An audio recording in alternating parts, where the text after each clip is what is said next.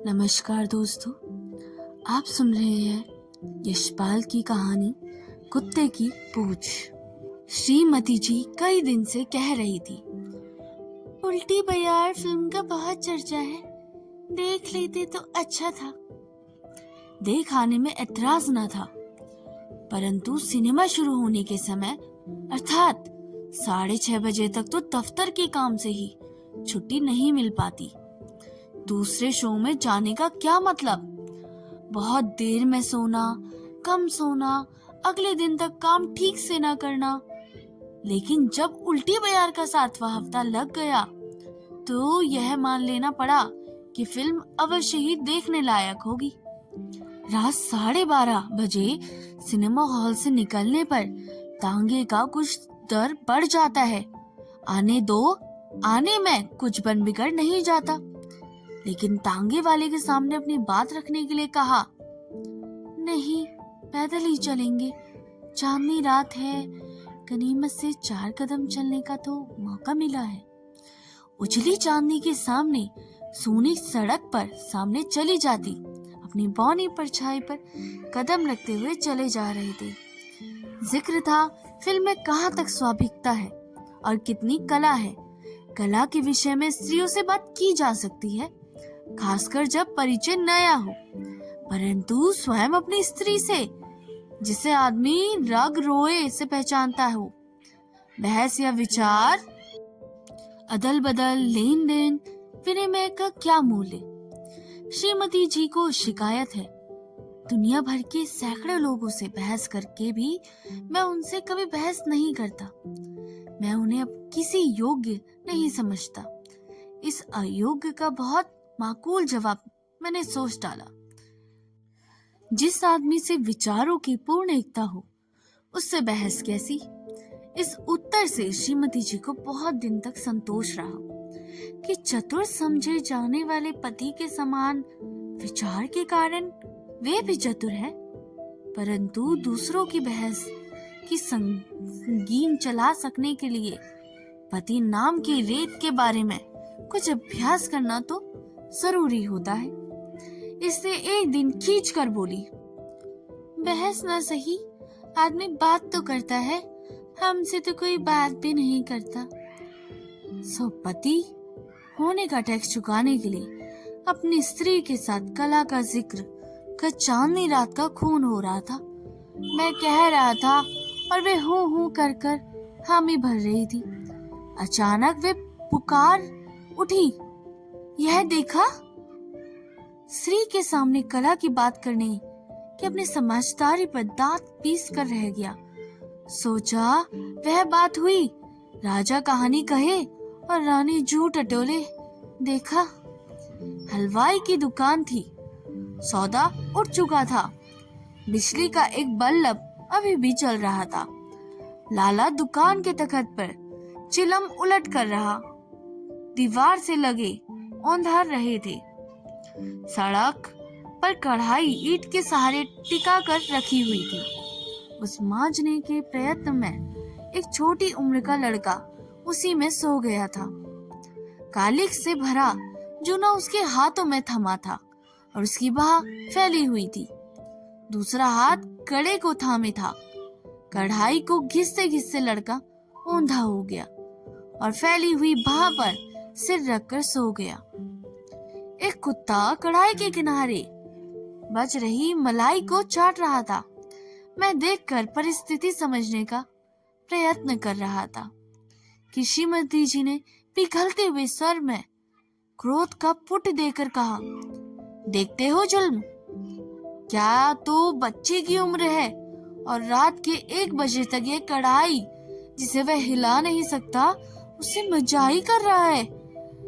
मेरी बाह में डले हुए हाथ को बोझ दे हुए कढ़ाई पर झुक गई और लड़के की बाह को हिलाकर उसे पुचक कर उठाने लगी। लड़का नींद से चौंक कर झपाटे से कढ़ाई में जून के रगाड़े लगाने लगा, परंतु श्रीमती जी ने पुचकारने से उसे नींद भरी आंख से उठाकर उनकी ओर देखा। मेरी इस बात को अपने समझने योग्य भाषा में प्रकट करने के लिए वे बोली, हाय कैसे पत्थर दिल होते हैं, तो इस उम्र के बच्चों को इस तरह के बेच डालते हैं। और इस राक्षस को देखो, बच्चों को मेहनत पर लगाकर खुद सो रहा है, फिर बच्चे को पुचकार कर एक साथ चलने के लिए पुकारने लगी। इस गुलगुब्बारे से लाला की आंख खुल गई। नींद से भरी लाल आंखों को झपकाते हुए लाला देखने पर, इससे पहले कि वह कुछ समझे या बोल पाए, श्रीमती जी लड़के का हाथ थाम में चली गई। फिल्म और कला की चर्चा श्रीमती जी की करुणा और क्रोध के प्रवाह में डूब गई। कानूनी पेशा होने के कारण कानून की जिद का ख्याल आया। समझा कम उम्र के बच्चों को उसके माँ बाप की अनुमति के बिना इस प्रकार खींच लाने से पुलिस की झंझट में पड़ना होगा। राजा और समाज के कानून से जबरदस्त कानून है। स्त्रियों का पति को बिना किसी हिलोज हुज्जत के स्त्री के सब हुक्म मानने ही पड़ते हैं। श्रीमती जी ने अपना कानून अड़ाकर कहा, इसके माँ बाप आकर ले जाएंगे, हम कोई लड़के को भगाए थोड़ी ले जा रहे हैं। लड़के पर इस तरह जुल्म करने का किसी को कोई हक नहीं है, यह भी तो कोई कानून है।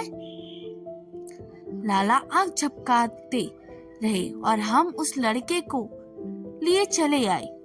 लाला बोले, क्यों नहीं, कह नहीं सकता, शायद कोई बड़ा सरकारी अफसर समझकर चुप रह गए हो। लड़के से पूछने पर मालूम हुआ कि दरअसल उसके माँ बाप थे नहीं, मर गए थे।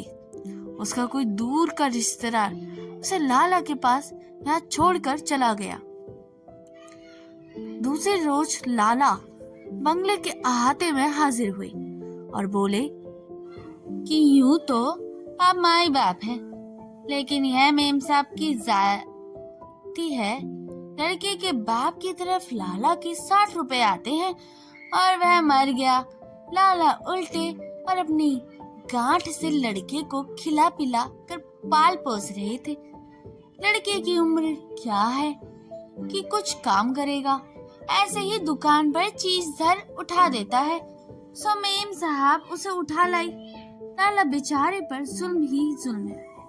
उन्हें उसके 60 रुपए दिला दिए जाएं, सूद वे छोड़ देने को तैयार है, या फिर लड़का ही उनके पास रहे।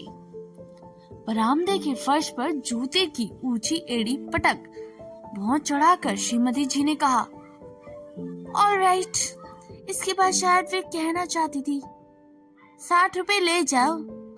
परिस्थिति नाजुक देख बीच में बोलना पड़ा, लाला जो हुआ अब चले जाओ, वरना लड़का भागने और क्रुएल्टी टू चिल्ड्रन, बच्चों के प्रति निर्दयता के जुर्म में गिरफ्तार हो जाओगे।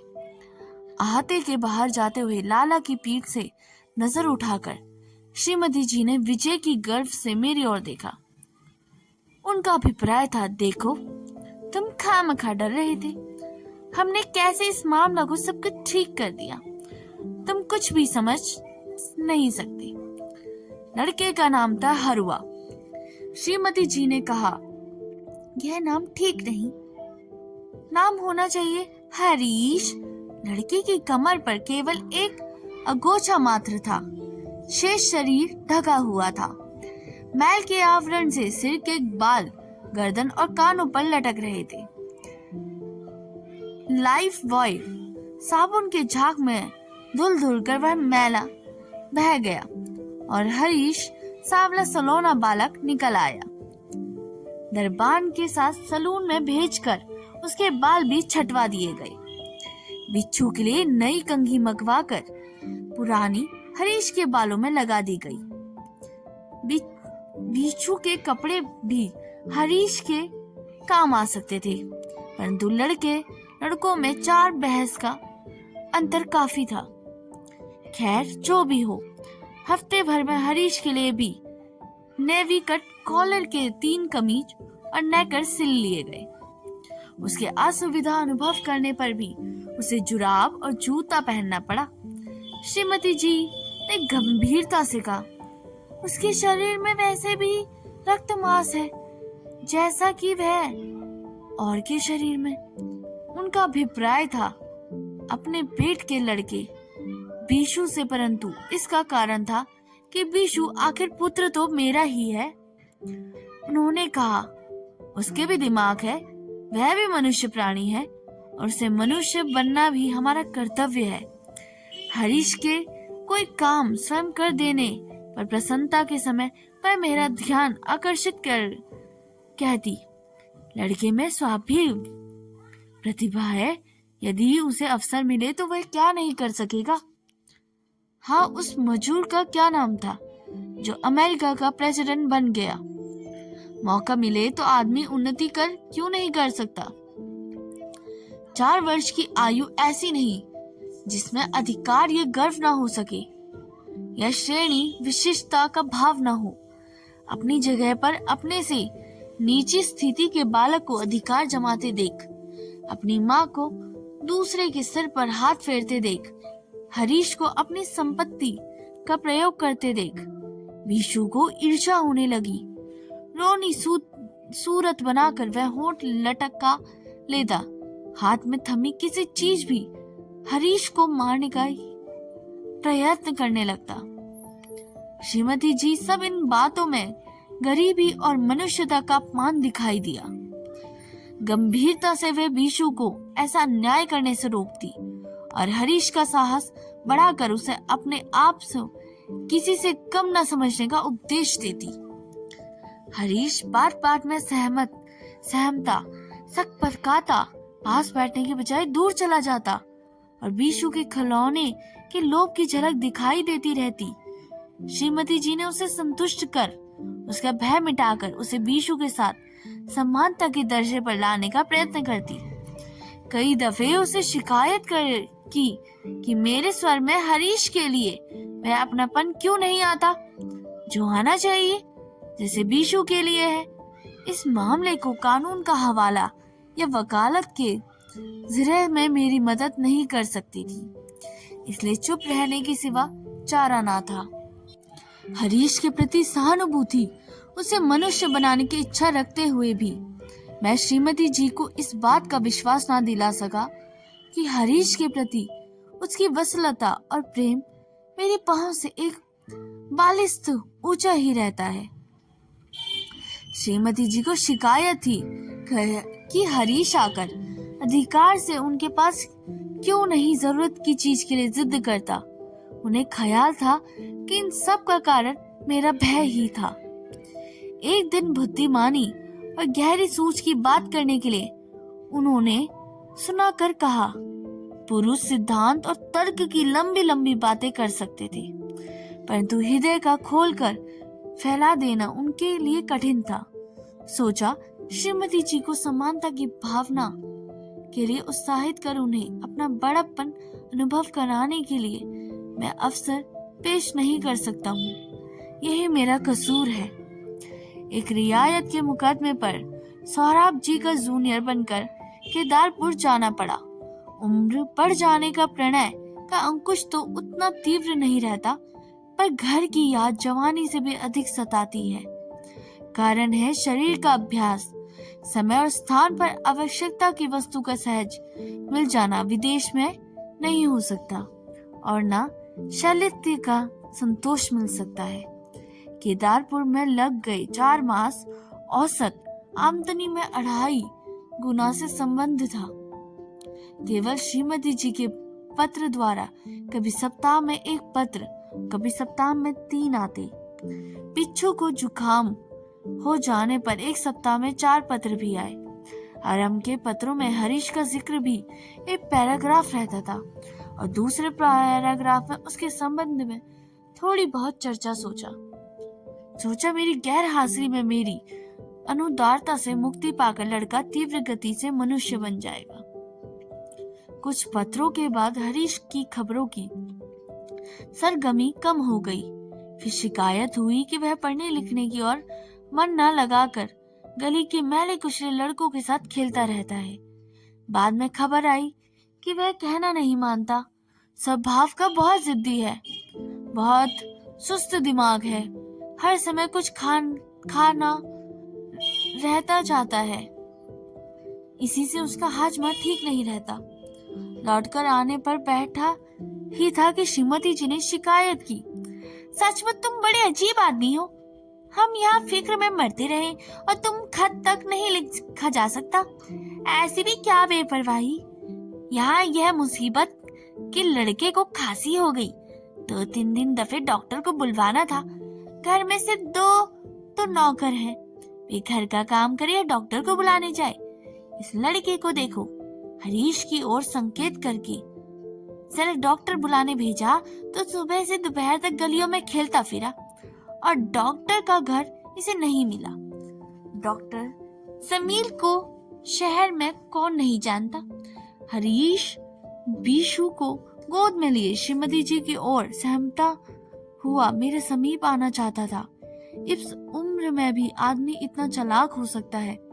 हरीश को बिच्छू से इतना अधिक स्नेह हो गया था कि वह उसे इसलिए उठाया था कि उसे संभाले रहने पर उसे खाली खेलते रहने से डांटना पड़ेगी। उसकी ओर देख श्रीमती जी ने कहा, अरे उसे खेलने क्यों नहीं देता? तुझे कोई दफे तो कहा गुसल खाने में गीले कपड़े पड़े हैं, उसे ऊपर सुखाने डाला। हरीश महफिल से यूं निकल जाने का कारण अपनी कतार आंखों से पीछे की ओर देखता चला गया। कुछ ही देर में वह फिर हाजिर हुआ। उसकी ओर देख श्रीमती जी ने कहा, हरीश जाओ देखो, पानी लेकर खस की टूटियों को भिगा दो। सुनो, यूं ही पानी मत फेंक देना, स्टूल पर खड़े होकर अच्छी तरह भिगो देना। मेरी देखकर वे बोली, जिस काम के लिए हूँ कतरा जाता है। इसे पढ़ाने के लिए जो स्कूल के एक लड़के को 4 रुपए देने के लिए तय किया था, वह क्या नहीं आता? मैंने पूछा। बिच्छू के गले का बटन लगाए हुए श्रीमती जी बोली, खामखा पढ़े भी कोई या पढ़ता ही नहीं। पढ़ चुका ही है, बस खाने की हाय हाय लगी रहती है। इस चीज संभाल कर रखना मुश्किल हो गया है। हरीश कमरे में दाखिल ना हुआ, लेकिन दरवाजे से झांककर चक्कर जरूर काट गया। यह संदेह भरी नजरों से कुछ ढूंढ रहा था। फल की टोकरी से कुछ लीचियां निकालकर श्रीमती जी ने बीशु के हाथ में दे दी। उसी समय हरीश की ललचाई हुई आंखें बीशु के हाथों की ओर ताकती हुई दिखाई दी। श्रीमती जी खींच गई। हरदम बच्चे के खाने की ओर आंखें उठाए रहता है, जाने कैसा भुक्कड़ है। इन लोगों के कितना ही खिलाओ, समझाओ, इतनी भूख बढ़ती ही जाती है। ले इधर आ, 2 लीचियां उसके हाथ में देकर बोली, जा बाहर जाकर खेल। क्या मुसीबत है।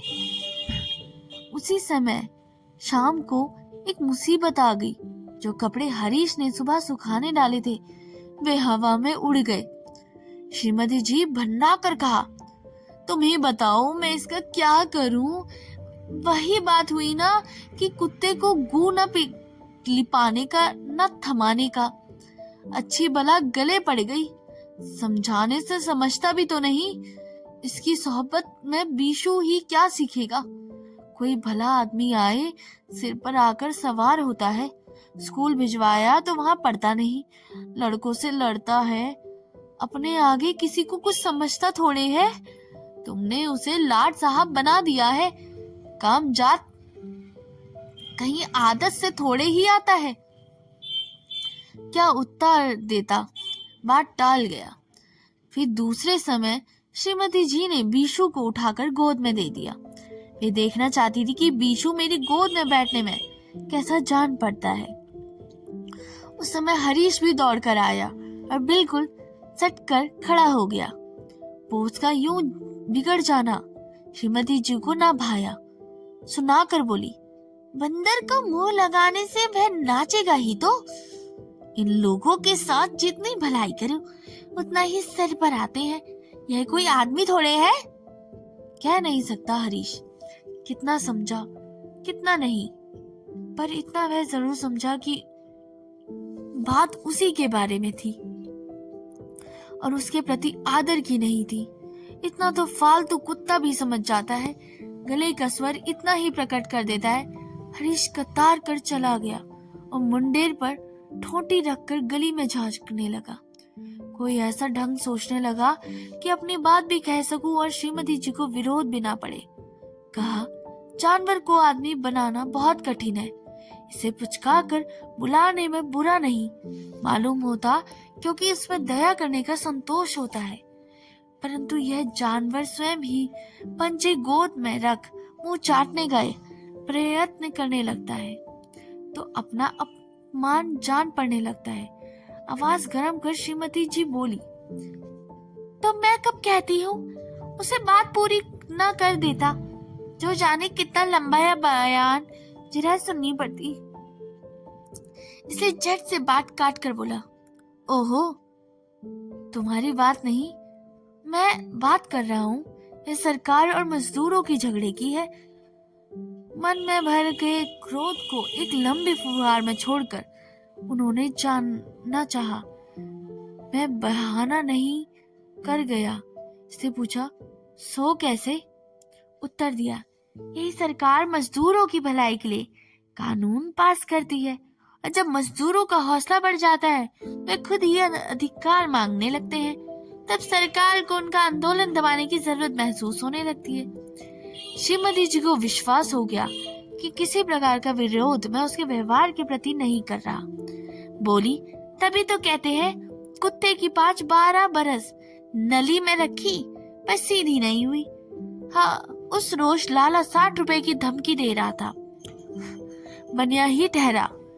कहीं सूद भी गिनने लगे तो जाने रकम कहाँ तक पहुँचे। इस झगड़े में पड़ने से लाभ। श्रीमती जी का मतलब तो मैं समझ गया, परंतु समझकर आगे उत्तर देना ही कठिन था, इसलिए उनकी तरफ विस्मय से देखकर पूछा, क्या मतलब है तुम्हारा? कुछ नहीं, श्रीमती जी ने झुंझला उठी। उन्हें झुंझलाहट में भी मेरी कमी और मेरी झेप थी। जानवर को मनुष्य बना देने के लिए असफल अभिमान पर मैं जानता हूँ बात दब गई, टली नहीं। कल फिर यह प्रश्न उठेगा, परंतु किया क्या जाए? कुत्ते की पूंछ एक दफे काट लेने पर उसे फिर से उसकी जगह लगा देना संभव कैसे हो सकता है? और मनुष्यता का चस्का एक दफे लग जाने पर किसी को जानवर बनाए रखने का भी तो संभव नहीं। तो दोस्तों, यह कहानी यहीं पर खत्म होती है। कुत्ते की पूंछ कहानी यशपाल जी ने लिखी थी। इस कहानी में लेखक ने गरीबों पर दया दिखाने वाले लोगों के रवैये को दर्शाया है। लोग उन्हें निरीह और दया के पात्र के तौर पर तो देखना चाहते हैं। जब गरीब समानता की बात करता है तो उनकी दया क्रोध और घृणा में बदल जाती है। जब गरीब समानता की भूमिका में आना चाहता है। तो दोस्तों, ये स्टोरी आपको कैसी लगी कमेंट बॉक्स में जाकर हमें ज़रूर बताएं। अगर आपने अभी तक चैनल को सब्सक्राइब नहीं किया तो इसे सब्सक्राइब भी ज़रूर कर लें और बेल आइकन दबाना ना भूलें। तब तक के लिए धन्यवाद।